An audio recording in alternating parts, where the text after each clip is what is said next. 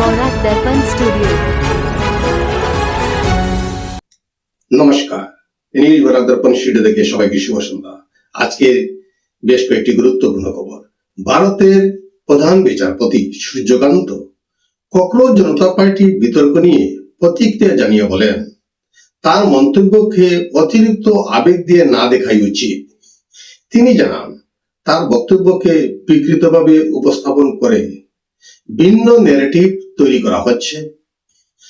এক শুনানির সময় তিনি আরো বলেন, সময় এলে এই সংক্রান্ত সব জনস্বার্থ মামলার শুনানি হবে, এখনই তার প্রয়োজন নেই। প্রধান বিচারপতি স্পষ্ট করেন, তার মন্তব্য দেশের যুব সমাজ বা বেকারদের উদ্দেশ্যে নয়, বরং ভুয়ো ডিগ্রিধারীদের লক্ষ্য করেই করা হয়েছিল। উল্লেখ্য, 15 মে সুপ্রিম কোর্টে এক মন্তব্যের পর সামাজিক মাধ্যমে ককরোচ জনতা পার্টি নামে একটি আন্দোলনের সূচনা হয়, যা অল্প সময়ে ব্যাপক জনপ্রিয়তা পায়। ইবোলা সংক্রমণ বৃদ্ধির জেরে নতুন এসওপি জারি করেছে directorate general of civil aviation. Uganda ও democratic republic of the Congo থেকে আসা যাত্রীদের জন্য সেলফ ডিক্লারেশন, স্বাস্থ্য পরীক্ষা ও বিশেষ সতর্কতা বাধ্যতামূলক করা হয়েছে। সন্দেহভাজন আক্রান্ত যাত্রীকে বিমানে আলাদা বসানো এবং মাস্ক, পিপিই মজুদ রাখার নির্দেশ দেওয়া হয়েছে। রাজ্যের বিভিন্ন প্রান্তে দুর্নীতি দমন শাখার অভিযানে ব্যাপক চাঞ্চল্য সৃষ্টি হয়েছে। অভিযানে এসিএস আধিকারিক সহ মৎস্য দপ্তর ও মৎস্য উন্নয়ন নিগমের মোট 8 জন আধিকারিককে গ্রেপ্তার করা হয়েছে।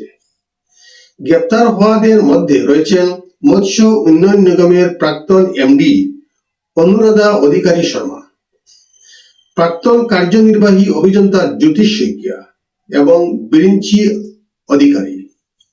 এছাড়াও প্রাক্তন সহকারী কার্যনির্বাহী অভিযন্তা জ্যোতি প্রসাদ শইকিয়া ও প্রাক্তন সহকারী অভিযন্তা চকবিরুদ্দিন আহমেদকেও গ্রেপ্তার করা হয়েছে।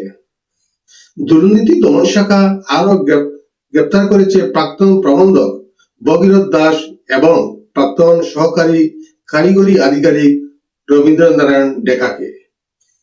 এদিকে পাটাসার কুচি থেকে এসিএস আধিকারিক নরেন বসুমতারীকেও গ্রেপ্তার করা হয়েছে। এই অভিযানের ফলে প্রশাসনিক মহলে তীব্র চাঞ্চল্য সৃষ্টি হয়েছে। কামাখ্যা রেল স্টেশনে কাজ চলাকালীন এক বড় দুর্ঘটনা সংঘটিত হয়েছে। জানা গিয়েছে, 25,000 ভোল্টের উচ্চ ক্ষমতা সম্পন্ন বিদ্যুৎ লাইনে কাজ করছিলেন 2 কর্মী। সেই সময় হঠাৎ করে বিদ্যুৎ সংযোগ চালু করে দেওয়ায় 2 জনই বিদ্যুৎস্পৃষ্ট হন। ঘটনার পর ঘটনাস্থলে চাঞ্চল্যের সৃষ্টি হয়। গুরুতর আহত অবস্থায় 2 কর্মীকেই দ্রুত চিকিৎসালয়ে ভর্তি করা হয়েছে। বর্তমানে তাদের চিকিৎসা চলছে। কিভাবে কাজ চলাকালীন বিদ্যুৎ সংযোগ চালু হয়েছে তা নিয়ে তদন্ত শুরু হয়েছে। পেট্রোল ডিজেলের মূল্যবৃদ্ধি ও এলপিজি সিলিন্ডারের কৃত্রিম সংকটের বিরুদ্ধে ধুবড়ী রেল স্টেশন রোডে বিক্ষোভ দেখালো সিপিআইএম এর ধুবড়ী জেলা কমিটি।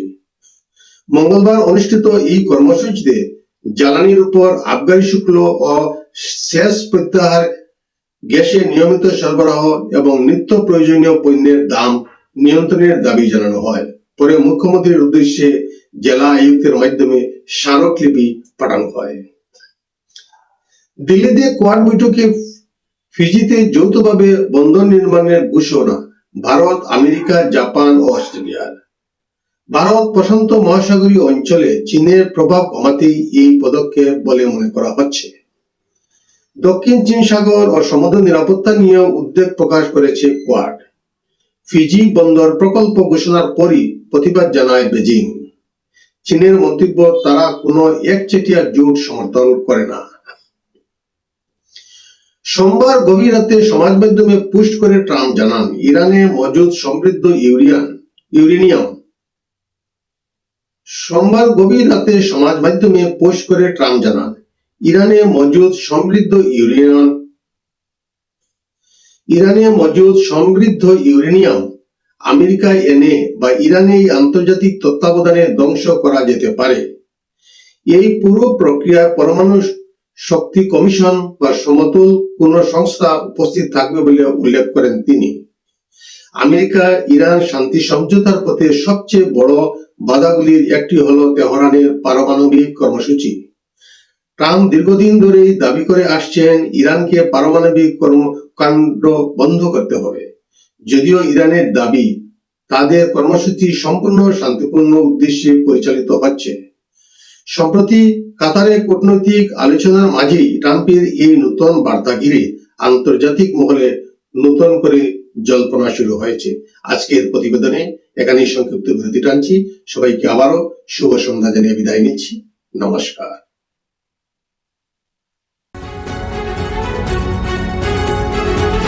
न्यूज वॉराक दर्पण स्टूडियो।